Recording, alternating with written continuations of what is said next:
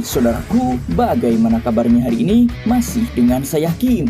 Sebuah film prank yang rilis baru-baru ini yang tentunya belum pernah direview di channel lain. Baik, langsung saja let's play and abang.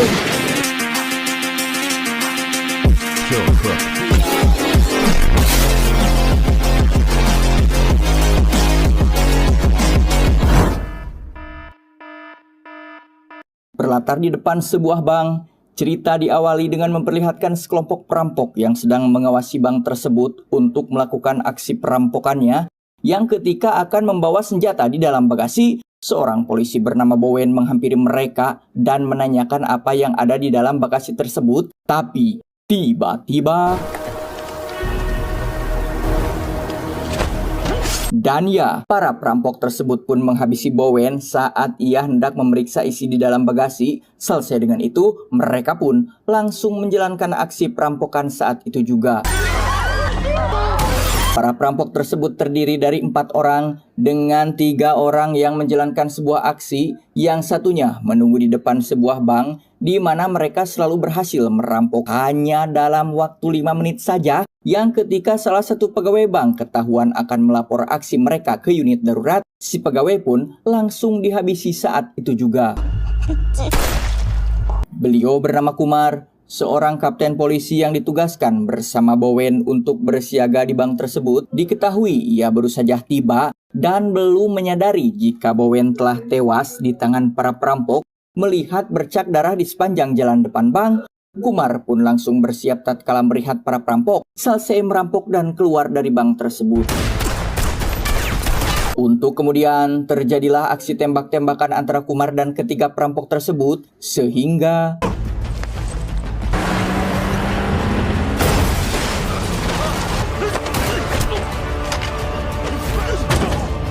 salah satu perampok bernama Amu membuka jaket serta topengnya dan memilih bertarung jantan dengan Kumar dari jarak dekat. Menyadari sudah banyak polisi berdatangan, pimpinan perampok bernama Lee meminta Amu segera memasuki mobil untuk segera kabur. Tak ingin membiarkan para perampok kabur, Kumar mengejar para perampok dan meminta seluruh pasukan untuk mengikutinya juga, sehingga inilah yang terjadi. Alih-alih merasa berhasil kabur dari kejaran polisi, si sopir perampok tiba-tiba kehilangan kendali dan menabrak pembatas jalan. Rupanya, ia mengalami luka tembak dan merasa jika hidupnya takkan lama lagi, sehingga ia meminta pada rekan-rekannya untuk kabur dan meninggalkannya seorang diri.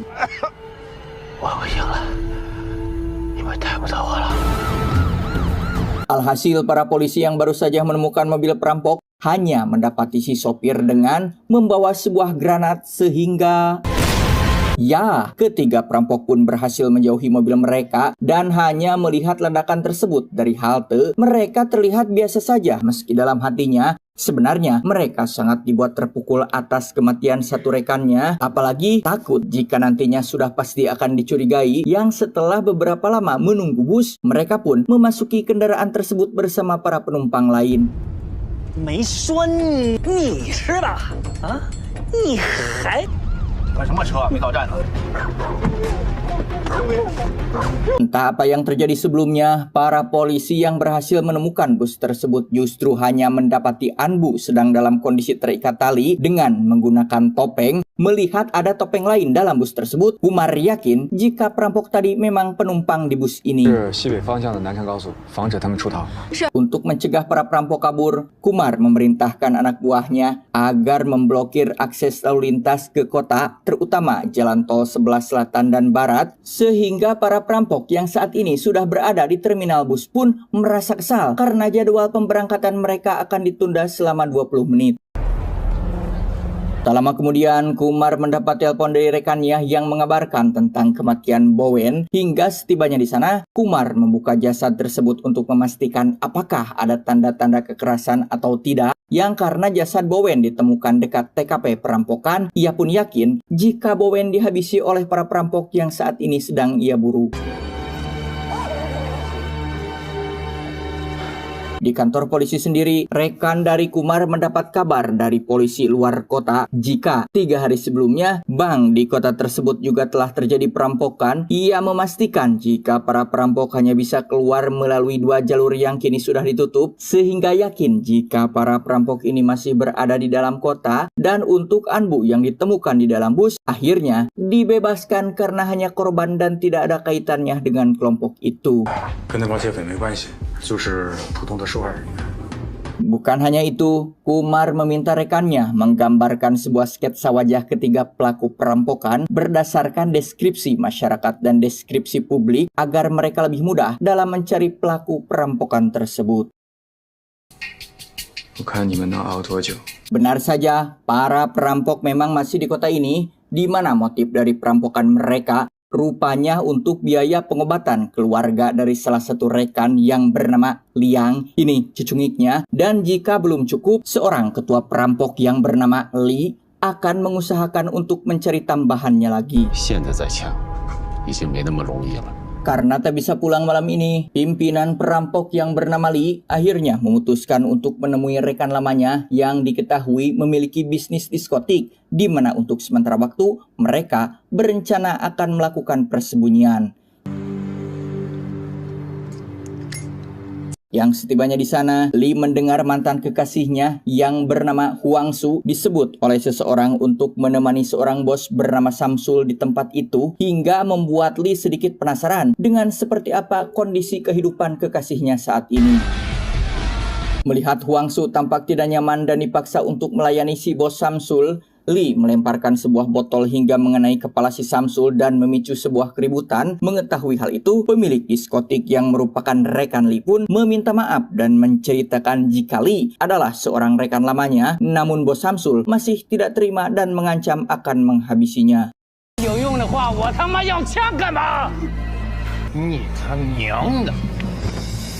Tak ingin masalah semakin rumit, Li meminta maaf dan bersulang untuk menghormatinya. Namun si Samsul masih saja memperlihatkan sikap menyebalkan dengan mengatakan jika senjata yang ia todongkan untuk membuat ketegangan tersebut adalah senjata palsu, sehingga membuat Li langsung mengeluarkan senjata api yang asli hingga si pemilik diskotik turun tangan untuk menghentikan aksi mereka.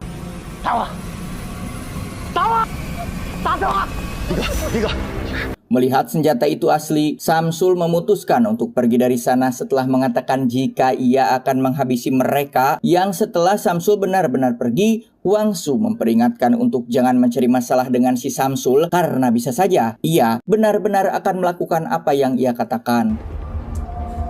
Sepulangnya dari diskotik, Huang Su mengajak Li ke rumahnya untuk sekedar mengenang masa-masa saat mereka masih menjadi sepasang kekasih. Hingga keesokan harinya, Li mendapat informasi jika seluruh akses keluar kota sudah ditutup total kecuali satu jalan kecil dan mereka bisa menggunakan jalan tikus itu untuk pergi dari sana.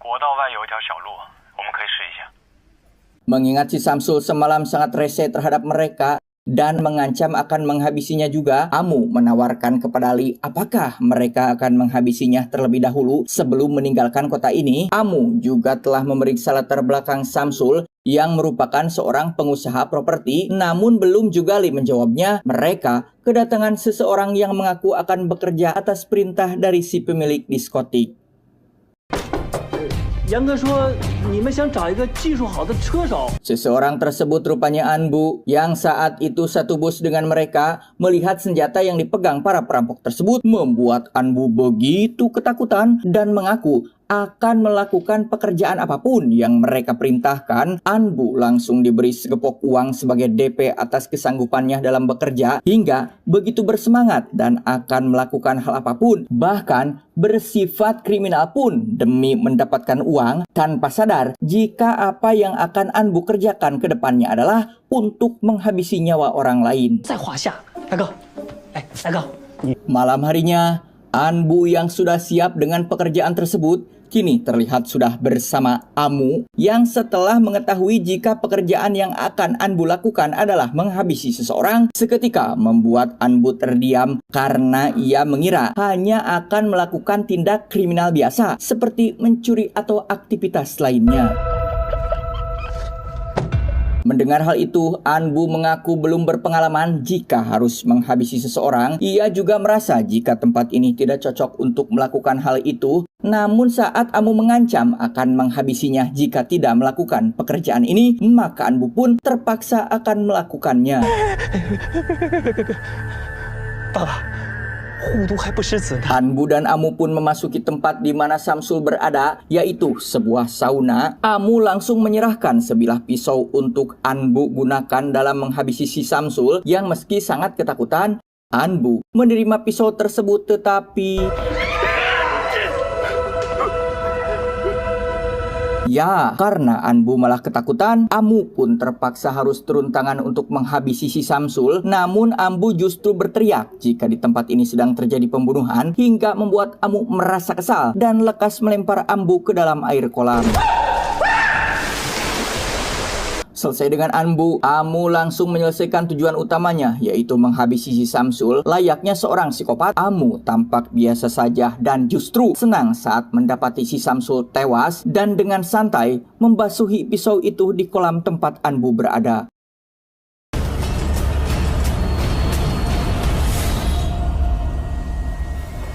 Sepulangnya dari tempat sauna, Amu rupanya sudah menghajar Anbu terlebih dahulu dan lekas mengikatnya. Ia ingin menghabisi orang tersebut karena Anbu dianggap beban dan tidak berguna saat diminta untuk menghabisi satu orang saja. Namun melihat hal tersebut, salah satu rekan perampok yang bernama Liang merasa jika tindakan Amu sudah di luar batas dan masalah ini akan semakin besar. Bahkan jika hal itu terjadi, maka masalah ini akan semakin besar, juga memperlambat mereka untuk pulang ke kota asalnya. Si ketua perampok alias Li meminta Liang untuk mengobati luka Anbu, sementara ia sendiri akan berbicara terhadap Amu mengapa ia menghabisi si Samsul, yang ternyata hal itu bukanlah atas perintahnya, melainkan inisiatif Amu sendiri karena si Samsul sangatlah menyebalkan, sehingga Li menjelaskan jika tujuan mereka adalah untuk menyelamatkan nyawa dan jika masih ingin menjadi anak buahnya, maka Amu harus mendengarkan apa yang Li katakan sehingga ia meminta maaf atas hal tersebut.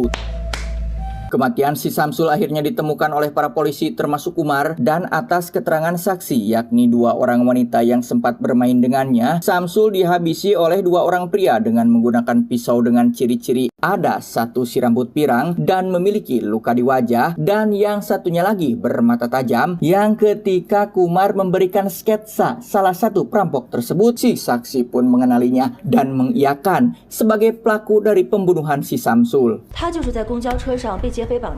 Setelah melakukan penyelidikan lebih lanjut, polisi pun menemukan petunjuk lain, yaitu Anbu ternyata juga berada di sauna saat peristiwa pembunuhan yang terjadi pada si bos Samsul.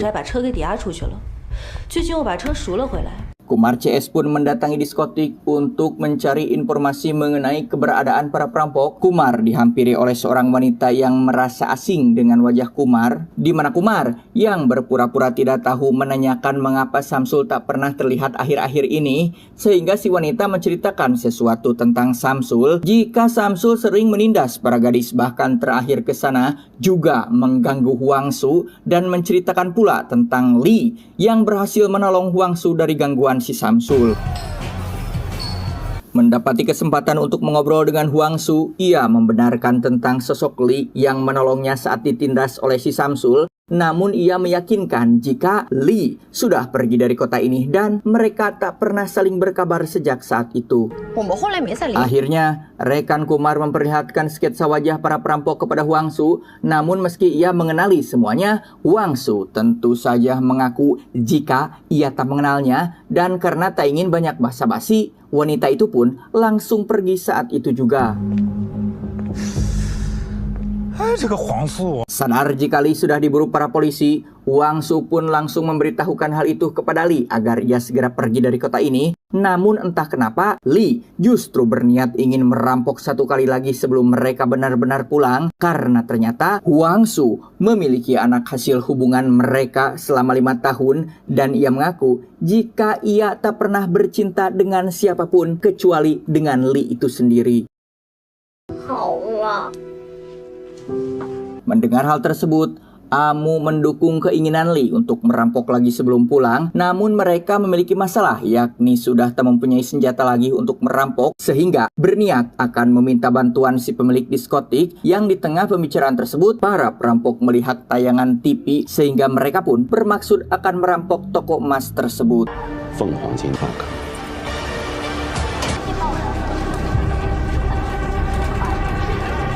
Di tengah aksi menjarah semua emas yang ada di sana, Amu sekonyong-konyong meminta salah satu petugas untuk melaporkan aksi mereka kepada polisi untuk menantang. Namun tepat sebelum para polisi itu datang, Amu dan Liang sudah berhasil membawa rampokan emasnya dan kabur bersama dengan para pengunjung yang ketakutan. Sesampainya Kumar di toko emas itu, lagi dan lagi ia mendapati bom asap seperti yang ada dalam bus beberapa hari yang lalu, di mana rekan Kumar menemukan sebuah atap yang sudah dilubangi untuk menyimpan beberapa perlengkapan senjata, sehingga yakin jika perampok akan kembali dan membawa senjata itu. Namun Kumar justru menganggap hal tersebut adalah jebakan agar mereka fokus dengan toko emas dan mengabaikan target lain yang merupakan incaran para perampok. Sepulangnya dari toko emas, Kumar yang kini sudah berada di kantor polisi menerima kabar jika Anbu terlihat berjuhdi dengan menggunakan emas milik toko emas yang kerampokan tadi. Dari hasil penyelidikan itu, polisi menyimpulkan jika hubungan Samsul, Anbu, Wangsu, dan perampok lainnya memiliki hubungan sangat dekat, dengan asumsi jika pada hari Samsul bertengkar dengan Wangsu, temannya yaitu si perampok membela Wangsu hingga membalas dendam dengan menghabisi si Samsul.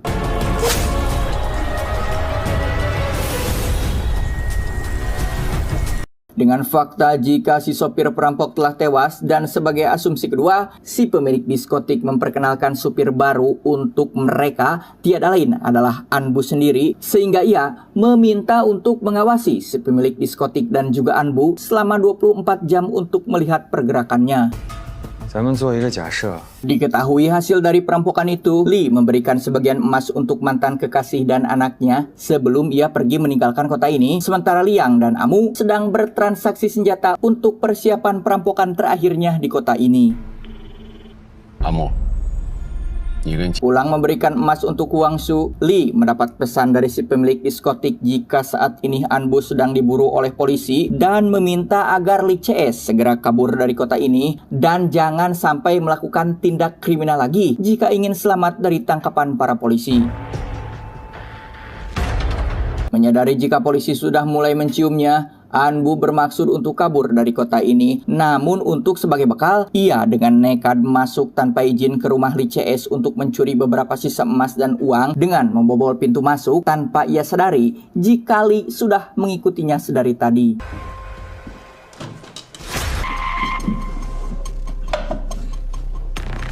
Di tengah mengumpulkan emas itulah, Anbu mendengar ketukan pintu yang ternyata adalah Kumar. Di sana Anbu malah blunder dengan langsung memberitahu jika rumah ini adalah tempat para perampok. Bahkan ia memberikan nomor Li kepada Kumar, sehingga saat Kumar akan menghubunginya, suara telepon itu berbunyi dan tiba-tiba terjadilah aksi pertarungan antara Kumar dan Li. Namun Kumar kesulitan untuk menangkap ketua perampok tersebut karena ia juga memiliki kemampuan bertarung yang sangat hebat, bahkan berkali-kali dibuat tak berdaya.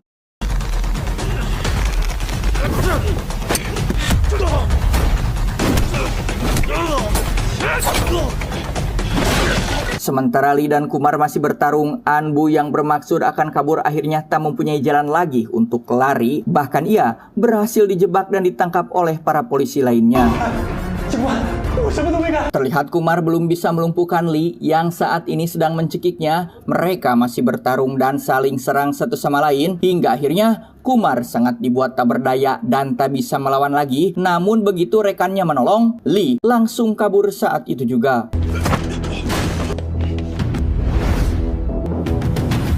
Berpindah pada Anbu yang akhirnya lekas diinterogasi. Di sana ia mengaku tak memiliki hubungan apapun dengan mereka, dan untuk perihal siapa yang menghabisi si Samsul adalah para perampok itu sendiri karena ia tak punya nyali untuk melakukan hal tersebut. Selain Anbu, si pemilik diskotik juga melakukan sesi interogasi. Di sana ia mengaku sebenarnya sudah lama tak berhubungan dengan mereka, terhitung sejak 5 tahun yang lalu. Dan mengenai siapa itu Huan Su, dia adalah mantan kekasih dari ketua perampok itu sendiri. 黄素是他的女人。 Karena Li akan pergi esok hari, ia pun memberitahu Huang Su tentang keberangkatannya. Namun ternyata Huang Su meminta diajak untuk pergi bersama anaknya juga mengikuti Li dari kota ini dan akan menunggunya esok sore di sebuah dermaga dekat jembatan perbatasan. Faktanya, apa yang dikatakan pada Huang Su adalah sebuah kebohongan. Ternyata saat ini Li berada di sebuah mobil dan lekas menyiapkan senjata untuk melancarkan aksi mereka kembali, seolah merasa jika setiap perampokan yang akan mereka lakukan akan berjalan mulus, di mana para polisi juga tertinggal diam dan akan menempatkan beberapa anggota di bank terbesar, toko emas terbesar. Dikarenakan kota ini cukup kecil dan lain-lain, maka mereka tak akan kesulitan menangkap para perampok ini jika polisi sudah ditempatkan di titik-titik lokasi yang krusial. 如果我是谭丽，所以我认为他们会继续抢劫。 Hari yang ditunggu, mobil pengangkut uang lekas menjalani aktivitasnya seperti biasa. Dan benar saja, Li CS sudah menunggu di depan bank tersebut untuk merampok mobil itu tanpa sadar jika Kumar juga sedang mengawasi mereka.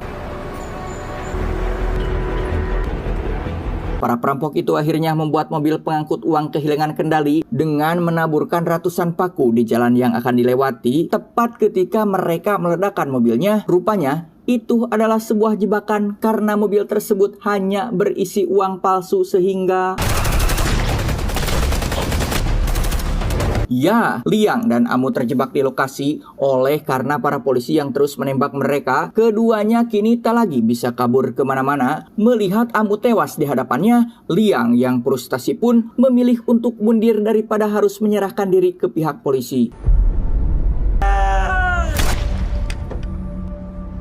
Sementara untuk Li sendiri yang biasanya hanya memantau dari kejauhan pun akhirnya dapat diketahui oleh Kumar sehingga langsung mengejarnya agar tidak kehilangan jejak. Namun di luar ekspektasi saya, Li lekas merakit sebuah bom sederhana dan meledakkannya tepat saat Kumar masih melakukan pencarian.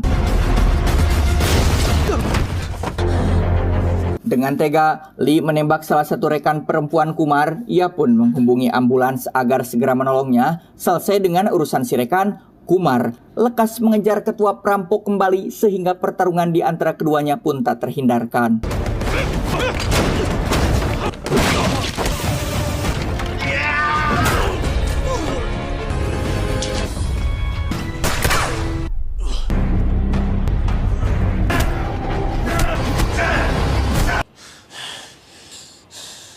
Setelah keduanya mulai kehabisan tenaga, akhirnya bala bantuan pun datang dan langsung menangkap Li saat itu juga. Hingga beberapa minggu kemudian, terlihat kondisi Kumar yang sudah mulai membaik. Bahkan ia mengunjungi makan rekannya. Tamat ending yang sangat membagongkan. Saya Kim dan keluarga mengucapkan selamat beraktivitas saudaraku. Tetap semangat, tetap menonton film aslinya ya. Jangan lupa untuk bersyukur hari ini. Selamat berpuasa untuk yang menjalankannya. See you next time.